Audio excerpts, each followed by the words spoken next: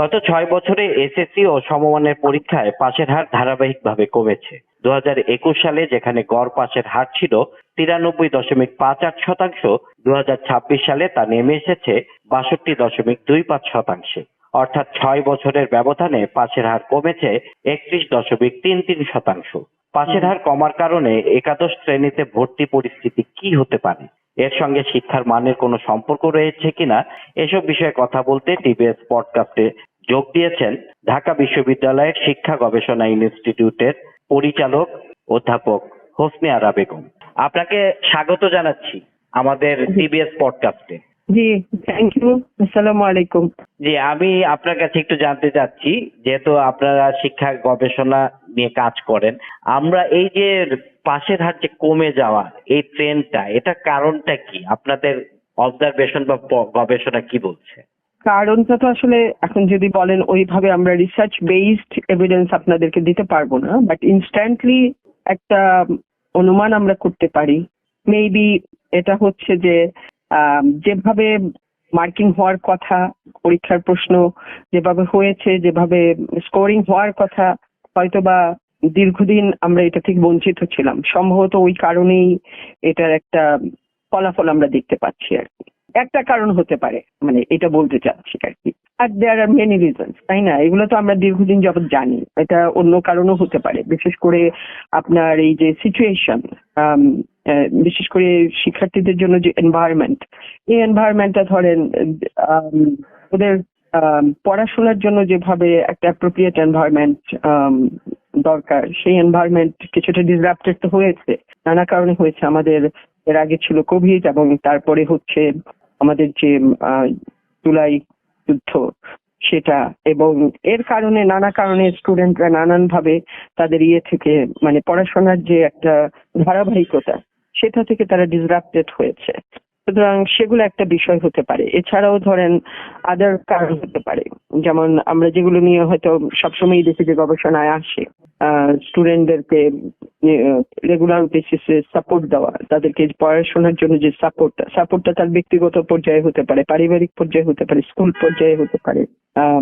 School পর্যায়ে teaching এর যে ভূমিকা, টিচারদের যে ভূমিকা, এফেক্টিভ টিচিং, সেগুলো এর কারণ হতে পারে। কিন্তু আমরা যেহেতু এই বিষয়ে এবারের যে রেজাল্ট, এটা নিয়ে আমরা আসলে কোনো গবেষণা ভিত্তিক রেজাল্ট নাই, but these are the possible, হতে পারে, আরো হতে পারে। জি, আরো হতে পারে, বাট জাস্ট এখন আমার যে কয়টা মনে পড়লো, কারণ আমি একটা এক্সাম্পল হয়তো আপনাকে বলতে পারি। টিচিং মেবি একটা বড় বিষয়, কেননা আমি বলি একটা রেজাল্ট, একটা সত্য ঘটনা বলি।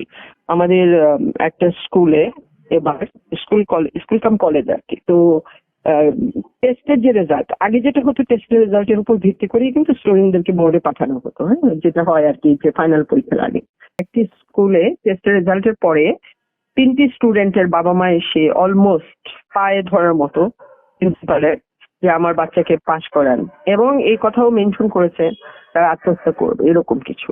তারপরে বাধ্য হয়ে প্রিন্সিপাল এবং কলেজ মানে টিচাররা মিলে মিটিং করে তারা এটা করলেন। কিন্তু তারপরে প্রিন্সিপাল এবং যে টিচার টিম ছিলেন তারা আর কি ঠিক করলেন যে ঠিক আছে, এই বাচ্চাগুলোকে আমরা করব, স্পেশাল অ্যাটেনশন দিয়ে এদেরকে আমরা প্রস্তুত করব। তারপরে আপনি খুশি হবেন যে তারপরে সেই বাচ্চাগুলোর পিছনে টিচাররা অনেক খেটেছে, এবং ওদেরকে উইদাউট এনি টিউশন ফি আর কি। তো ওনারা খেটেছেন এবং সেই বাচ্চাগুলো পাস করেছে, ভালো পাস করেছে। তো এখন সেই জন্য আমি বলছিলাম যে teaching, effective teaching is a matter also, এবং আপনি কতটা কনসেন্ট্রেটলি স্টুডেন্টকে সাপোর্টটা দিচ্ছেন, এটাও হয়তো একটা বিষয়। আপনি শুরুতে একটা বিষয় বলেছেন যে মার্কিং একটা বিষয়, তো সেক্ষেত্রে আগে কি মার্কিংটা খুব উদারভাবে করা হতো? আচ্ছা, উদারভাবে করা হতো কি না, দেয়ার আর মেনি এভিডেন্স দ্যাট, আমরা তো টিচারদের নিয়ে কাজ করি, আপনারা জানেন। তো যখন টিচাররা আমাদের কাছে আসেন, আমাদের ক্লাসে আসেন, আমরা তো টাইম টু টাইম গবেষণার যেহেতু বিষয় নিয়ে আমরা ডিসকাস করি, তো সেখানে অবশ্যই উদারতা বলেন, উদারতা বলবো না হয়তো, বা অনেকটা এটাকে কি বলবো, মানে কি বলবো, যে সরকারের পক্ষ থেকেও পাশের হার একটু বেশি দেখানোর একটা টেন্ডেন্সি।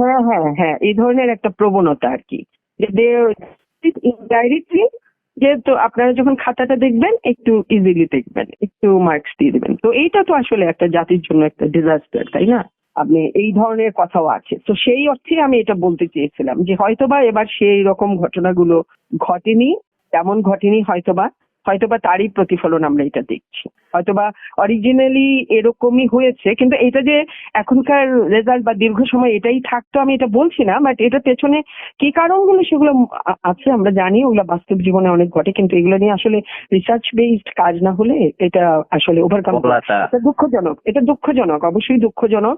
আমাদের এত স্টুডেন্টের মধ্যে মাত্র 62% অথবা এই যে জাস্ট ফিউ, এটাকে কি আপনি খুব কম মনে করছেন?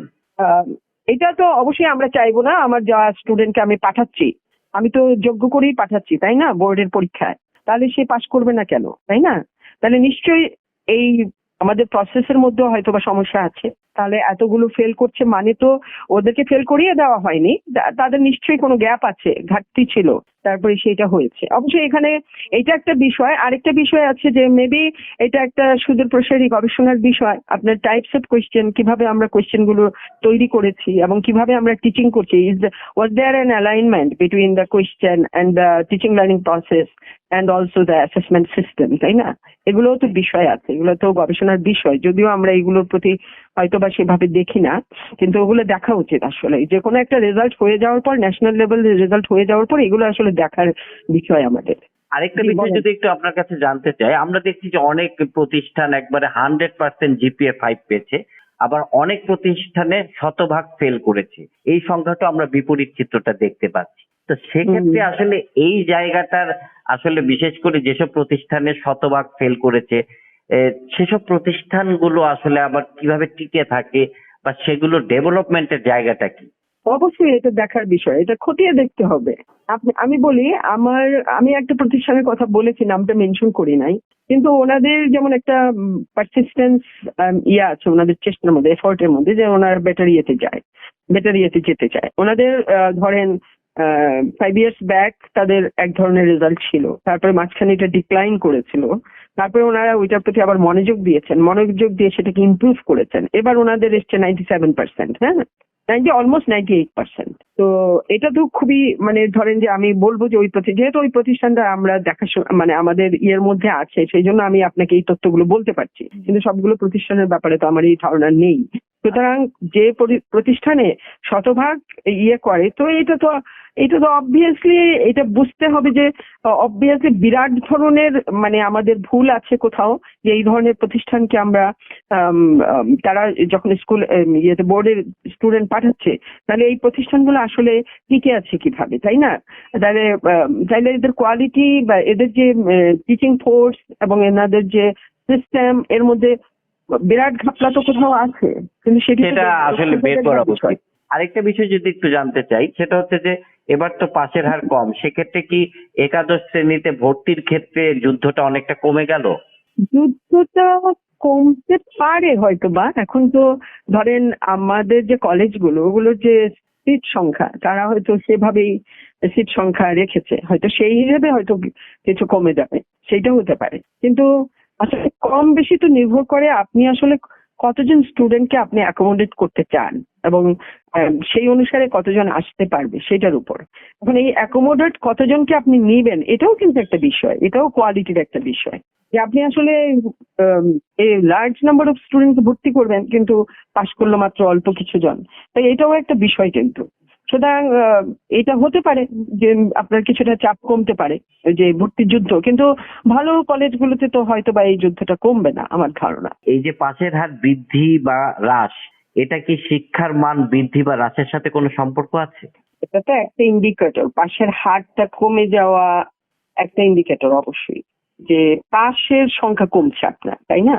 যদিও এটা কোনো ইয়ে না, কিন্তু অবশ্যই পাশের সংখ্যা যেহেতু কমছে, তাহলে একটা বড় প্রভাব পড়ছে স্টুডেন্টদের উপরে, একটা বিরাট একটা গ্রুপ, তাহলে এটা হচ্ছে। আরেকটা হচ্ছে যে আপনার এখানে সবসময় যে পাশের হার কমে গেলেই আমার কোয়ালিটি খারাপ বা কোয়ালিটি বাড়লো, এটাও আমরা নিশ্চিত করে বলতে পারছি না। বিকজ এই ক্ষেত্রে আপনাকে দেখতে হবে যে quality of questioning, quality of marking এবং moderation, all the process, assessment প্রসেসটা আপনাকে দেখতে হবে। তো সেইটার সাথে আসলে কোয়ালিটিটা জড়িত, এবং এটা অবভিয়াসলি ক্লাসরুমকে কেন্দ্র করেও হবে, তাই না? তো এরকম একটা কথায় আমরা হয়তো বলতে পারবো না, কিন্তু এইটা বলতে পারি যে এটা আমাদের জন্য পাশের হারটা যেহেতু কম, আমরা এত স্টুডেন্টকে পাঠাচ্ছি, সেখান থেকে এত কম স্টুডেন্ট বের হয়ে আসছে, এটা definitely is not a good sign, এটা আমি বলতে চাচ্ছি আর কি।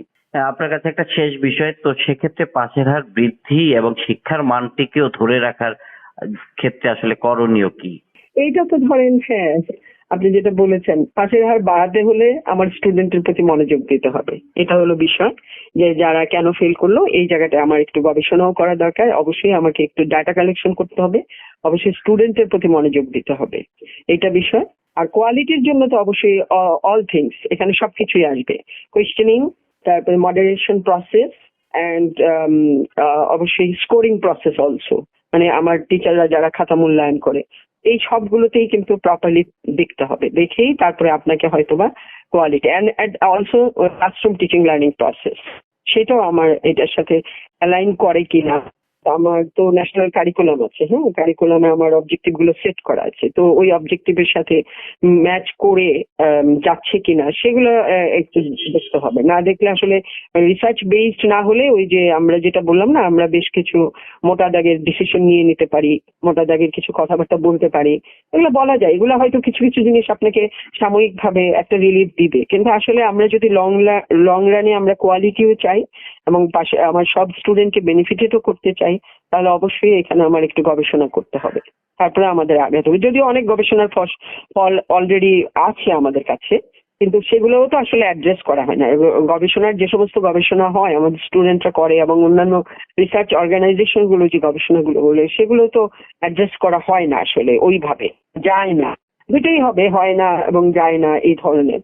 তো এইগুলো আসলে কি মনোযোগ দিতে হবে, যদি শিক্ষার দিকে আমাদের এটা বাড়াতে হয়, কোয়ালিটি বাড়াতে হয়, অবশ্যই এর দিকে মনোযোগ দিতে হবে আমাদেরকে। জি, আপনাকে অসংখ্য ধন্যবাদ আমাদেরকে সময় দেওয়ার জন্য। ধন্যবাদ আপনাকে আমাকে ইনভাইট করবার জন্য, থ্যাংক ইউ।